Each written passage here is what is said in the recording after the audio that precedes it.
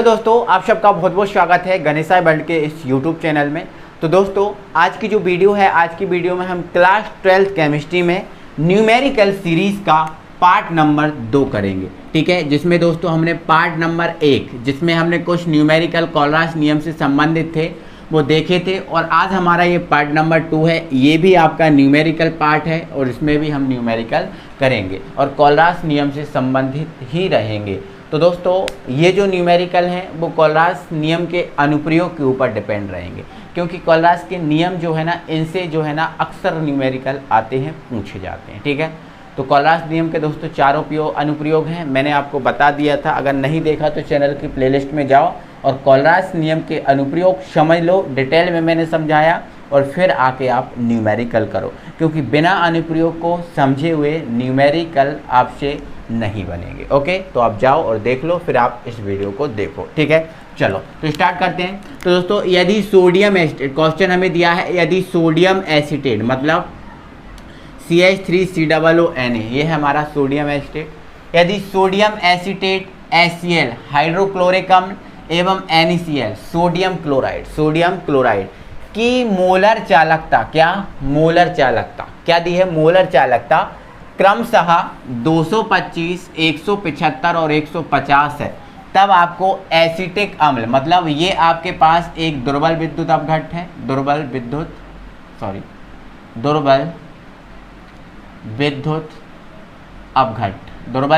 अपघट्ट है आपके पास एसिटिक अम्ल। आपको इसकी मोलर चालकता ज्ञात करनी है। मतलब आपको पहले कुछ विद्युत अपघट्ट दिए हैं, ये आपको कुछ 3 विद्युत अपघट्ट, 1 2 3 विद्युत अपघट्ट दिए हैं, इनकी जो मोलर चालकता है वो भी दी है। आपको एक विद्युत अपघट्ट जो आपको एसिटिक अम्ल दिया है, इसकी मोलर चालकता ज्ञात करनी है। तो दोस्तों हमने कोलरास नियम का पहला अनुप्रयोग समझा था, दुर्बल विद्युत अपघट्ट की मोलर चालकता ज्ञात करने में, ये वाला। तो हमने आपको पहले ही समझा दिया था, यदि हम किसी भी दुर्बल विद्युत अपघट्ट की मोलर चालकता ज्ञात करते हैं तो उसके लिए प्रबल विद्युत अपघट्ट का होना जरूरी है, प्रबल विद्युत अपघट्ट का होना जरूरी है। और फिर हम क्या करते हैं, उन प्रबल विद्युत अपघट्ट की अनंत तनुता पर मोलर चालकता ज्ञात करते हैं। तत्पश्चात किन्हीं 2 विद्युत अपघट्टों की जो मोलर चालकता है उसको जोड़ देते हैं और तीसरे को हम क्या कर देते हैं, घटा देते हैं। तो दोस्तों यहाँ पर आपको जो क्वेश्चन दिया है, इसमें आपको 3 विद्युत अपघट्ट दिए हैं जो कि आपके प्रबल हैं, जो कि आपके क्या है सर, प्रबल विद्युत अपघट्ट है। प्रबल मतलब प्रबल विद्युत अपघट्ट दिए हैं, और प्रबल विद्युत अपघट्ट की जो मोलर चालकता है अनंत तनुता पर, किस पर, मोलर चालकता अनंत तनुता पर, यहाँ पर मैं ऐड नहीं कर पाया बट इसके बाद लिख लेना, अनंत तनुता पर, क्रमशः आपको अनंत तनुता पर मोलर चालकता है, आपको ये दी है 3। ठीक है, ओके। तो आपको क्या करना है, आपको कुछ नहीं करना मेरे भाई, 2 विद्युत अपघट्ट की जो मोलर चालकता है उसको जोड़ देना है, तीसरे को घटा देना, सिंपल सी बात हो जाएगी। ठीक है, तो सबसे पहले दोस्तों हम लिख लेंगे, यहाँ पर दिया है जो उसको आप लिखो, जमाओ पहले। तो देखो एसिटिक अम्ल की अनंत तनुता पर मोलर चालकता 225, दूसरा 175, तीसरा 150। ठीक है, तो लैम्डा m इन्फिनिटी CH3COONA के लिए कितना दिया है, 225। लैम्डा m इन्फिनिटी HCl के लिए कितना दिया है, 175। ठीक है, और लैम्डा m इन्फिनिटी NaCl के लिए आपको कितना दिया है, NaCl के लिए आपको दिया गया है 150। क्या करना है, इन 3 में से 2 को जोड़ना है, तीसरे को घटाना है। ठीक है, चलो तो आप क्या कर दो दोस्तों, आपको करना ज्ञात किसकी है, इसकी मोलर चालकता ज्ञात करना है। मतलब lambda m infinity CH3COOH is equal to question mark, ये ज्ञात करना है, ये करना है ना आपको। तो आपको बहुत सिंपल है, कुछ नहीं करना, आपको इसकी ज्ञात करना है। तो इनमें से 2 को जोड़ो, तीसरे को घटाओ। ठीक है, यहाँ समझो। तो मैं आपको स्ट्रक्चर बना देता हूँ, लैम्डा m इन्फिनिटी किसके लिए, CH3COOH के लिए निकालना है।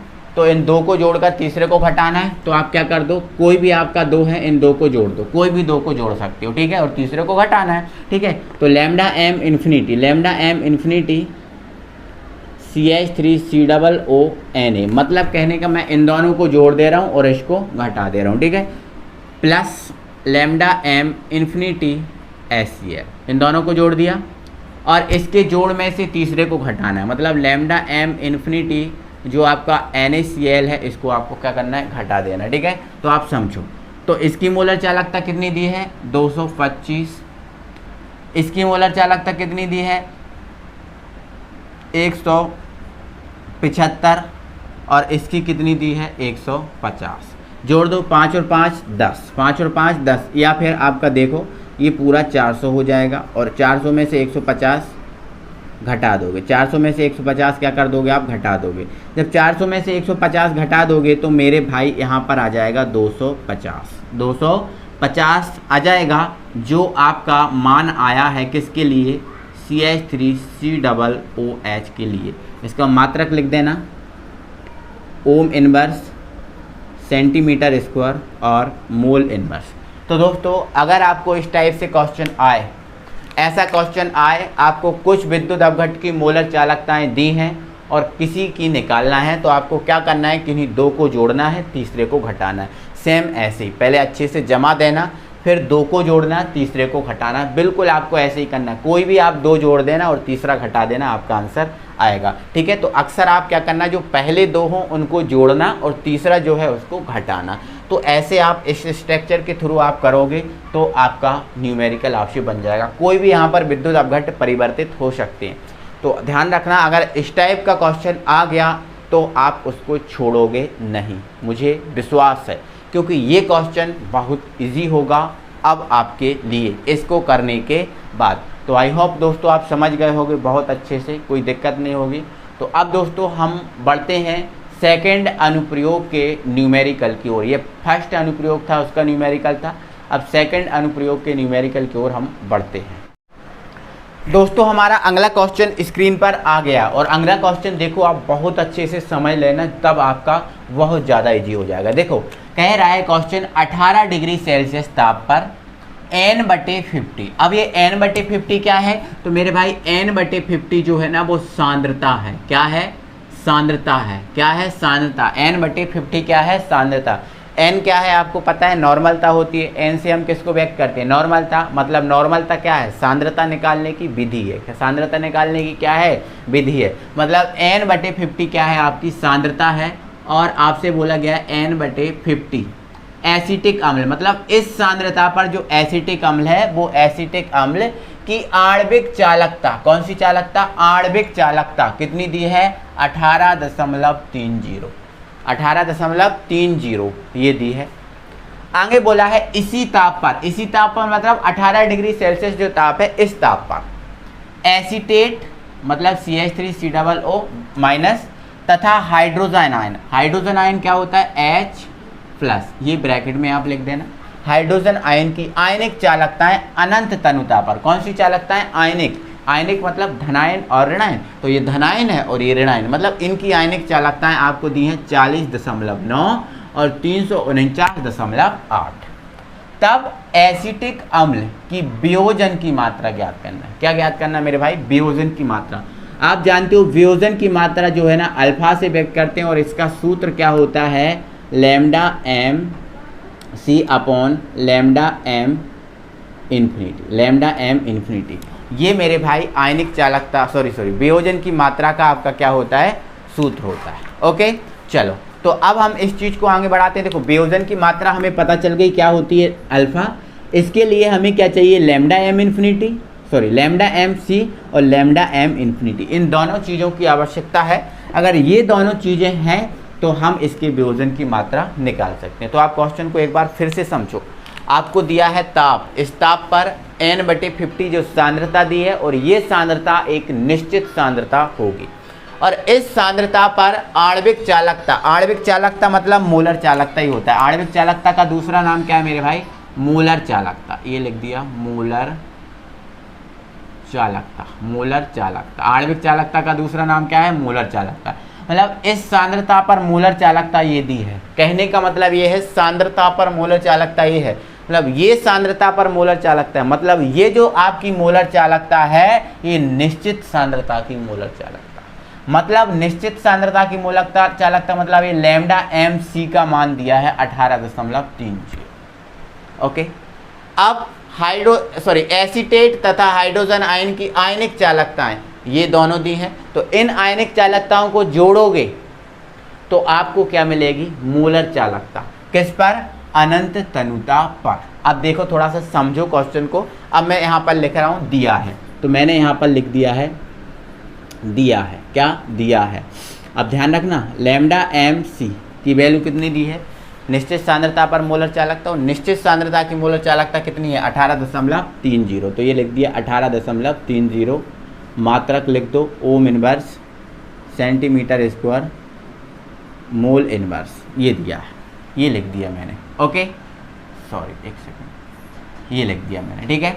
आगे आपको आयनिक चालकताएं दी हैं, तो लैम्डा CH3COO माइनस इन्फिनिटी, मतलब एसीटेट के लिए कितना दिया है 40। देखो पहले दिया है 40.9, मतलब एसीटेट के लिए दिया है 40.9, और लैम्डा H प्लस इन्फिनिटी कितना दिया है आपको 349.8।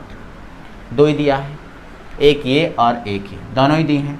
अब आपको क्या करना है, लैम्डा एम इन्फिनिटी निकालना है। तो आपको पता है मेरे भाई लैम्डा एम इन्फिनिटी का फॉर्मूला क्या होता है, लैम्डा प्लस इन्फिनिटी और लैम्डा माइनस इन्फिनिटी। कॉलास नियम से जानते हो आप, कोई दिक्कत नहीं है।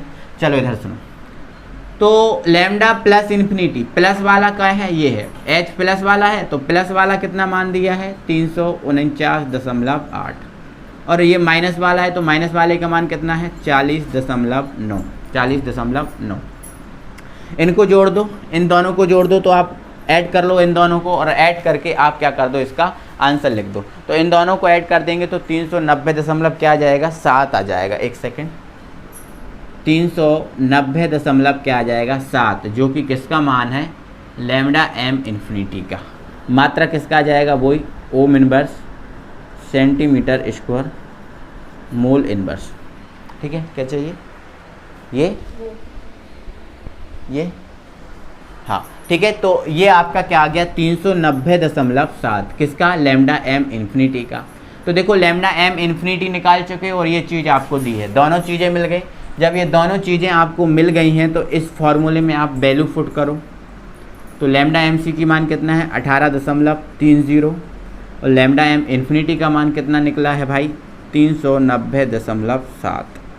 इन दोनों को आप काटो पीटो सॉल्व करो, ठीक है। इन दोनों को आप काट लो पीट लो सॉल्व कर लो, और जो भी आए आंसर मुझे बताओ मेरे भाई, ठीक है। इधर देखो, इसका एक जीरो हटाएंगे, एक जीरो बढ़ जाएगा। इसका कितना, सॉरी एक सेकंड, आप थोड़ा सा ध्यान रखना मेरे भाई, थोड़ा सा ध्यान रखना। देखो ये लिखा है, यहाँ समझो।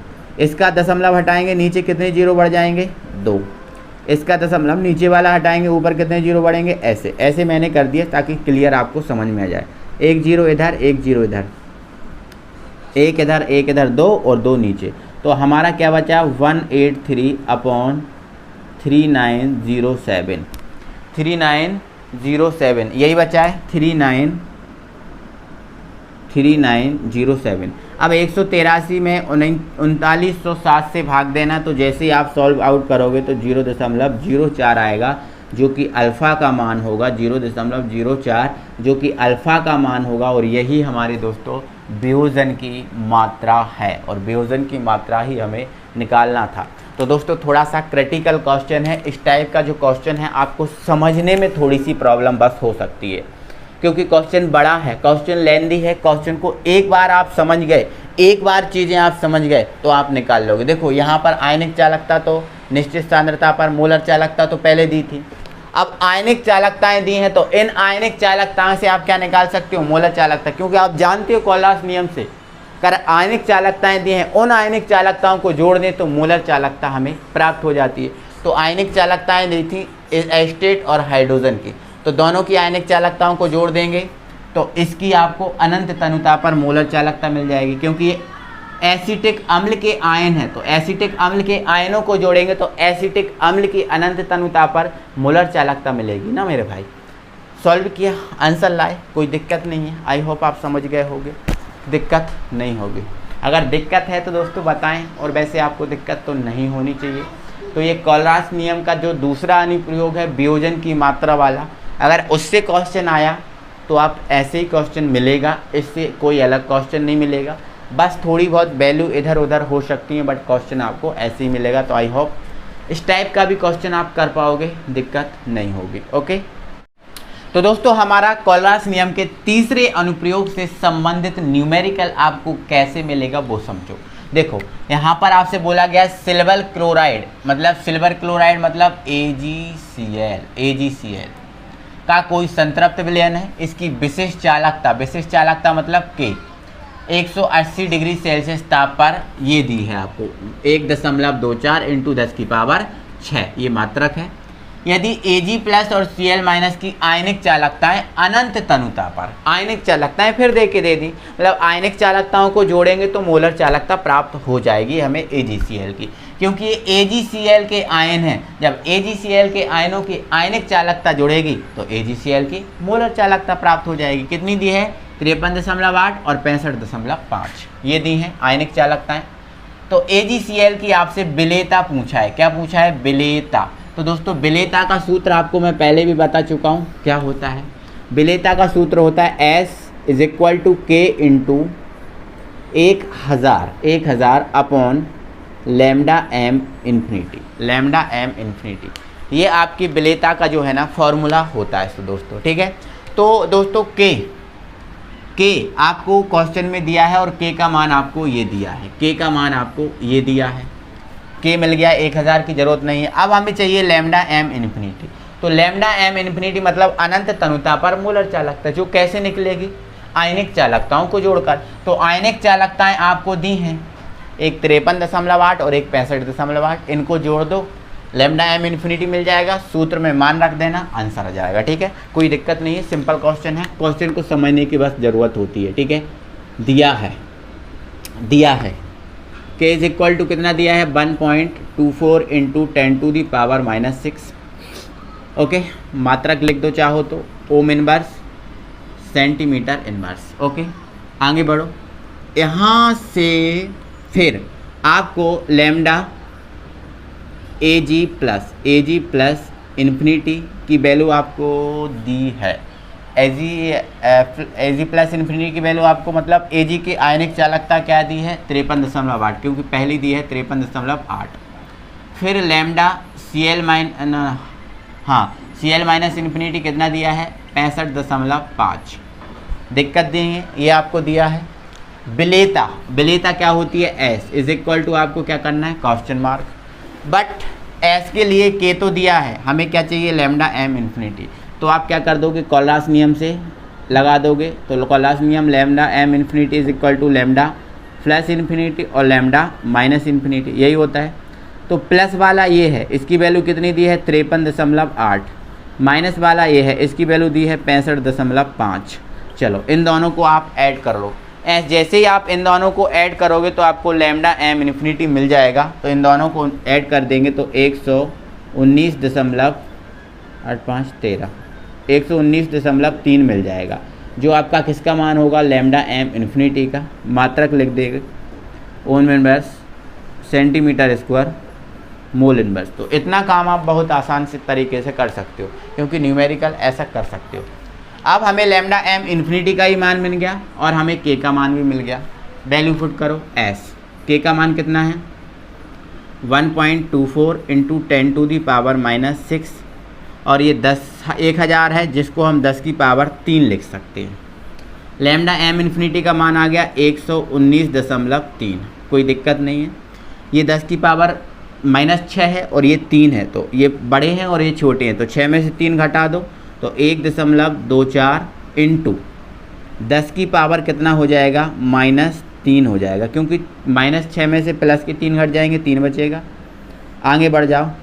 ठीक है, आगे बढ़ जाओ। या दोस्तों अभी इसको आप मत करो सॉल्व, इसका जो दशमलव है वो दशमलव हटा दो, तो नीचे आपका 1 0 और ऊपर आपका 1 0 और बढ़ जाएगा। और यहाँ का जो दशमलव है उसको हटा दो तो नीचे कितने 0 आ जाएंगे? 2 0 आ जाएंगे भाई। या फिर आप थोड़ा सा और भी यहाँ पर थोड़ा सा जो आप करना है 1000, थोड़ा सा यहाँ पर ध्यान देना।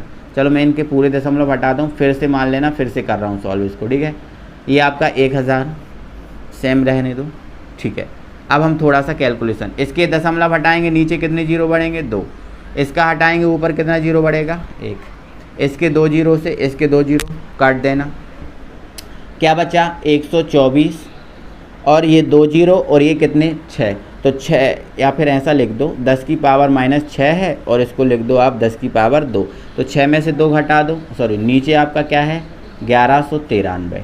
ठीक है, तो ये आपका 124, 6 में से 2 घटा दो 10 की पावर -4 और ये ऊपर का 1193। 124 में 1193 से भाग लगाओ, 124 में मेरे भाई 1193 से भाग लगाओ और इसको आप सेम लिखा रहने दो, इसको आप सेम लिखा रहने दो। तो मेरे भाई जैसे ही आप इसमें भाग लगाएंगे तो लगभग ये 0.10 के आसपास आएगा 3 पूरा, और ज़्यादा सॉल्व कर लेंगे तो 0.103 आप इसको भाग लगा लेना, आप खुद कैलकुलेशन कर लेना। और ये 10⁴ जो आपका आ जाएगा एस का मान, किसका मान एस का मान 0.103 इंटू 10⁻⁻⁴। अब एस क्या है विलेयता, और विलेयता क्या है सांद्रता, मतलब इसका मात्रक होता है मोल पर लीटर। तो मोल पर लीटर, क्योंकि विलेयता क्या होती है एक सांद्रता होती है, विलेय पदार्थ की मात्रा एक सांद्रता होती है और सांद्रता होती है और सांद्रता का मात्रक होता है मोल पर लीटर, इसलिए मात्रक हो गया मोल पर लीटर। मेरे भाई मैंने मेथड आपको बता दिया, कैलकुलेशन आपको खुद करना पड़ेगा। कैलकुलेशन आप कल को एग्ज़ाम लिख रहे होंगे तो मेथड तो मैं बता सकता हूँ बेटा, कैलकुलेशन कैसे बता सकता हूँ, कैलकुलेशन तो आपकी प्रैक्टिस के ऊपर डिपेंड करता है। तो ये तो आपको ही आना चाहिए, आप अगर ये जानते हो समझते हो तो आप कर पाओगे। ठीक है, तो मेथड मैंने आपको बता दिया, क्वेश्चन इसी टाइप का आएगा, इससे हटके आपके एग्ज़ाम में क्वेश्चन नहीं गिरेगा, ये मैं बोल देता हूँ। 3 टाइप के क्वेश्चन बताए और कोलरास नियम का बताया 4 टाइप के क्वेश्चन बताए। 4 टाइप के क्वेश्चन में से हट के कोई आपका क्वेश्चन नहीं आएगा, मैं ये बोल रहा हूँ।